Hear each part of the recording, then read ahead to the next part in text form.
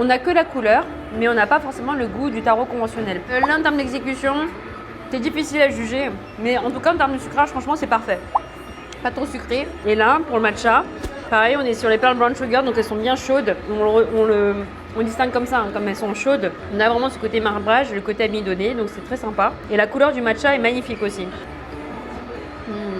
La petite amertume du matcha, elle va être temporisée avec le brown sugar qui va lui donner un petit peu de sucrage mais pas trop. Ce qui fait que pour les personnes qui ont un peu de mal avec le matcha, ils vont l'apprécier quand même. Vraiment, très bon. Pour celui-là, pour moi, c'est un 10 sur 10. Cette proposition-là, le strawberry lulu, là, on n'a pas de perles de tapioca, j'ai pas demandé. Parce que bon, je pense qu'on a assez de doses de perles de tapioca, donc je vais juste goûter la proposition. Je vais tester déjà la mousse. Alors c'est une mousse au yaourt, donc ça donne un côté un peu actimel.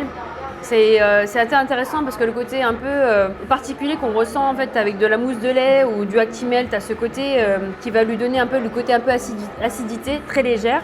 Et avec le fruité, du coup, c'est très malin, très frais.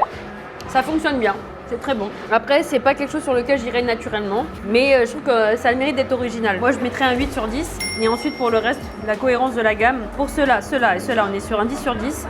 Le tarot, je modère parce qu'en vrai, j'essaye de réfléchir par rapport au positionnement. Un 7 sur 10. Voilà.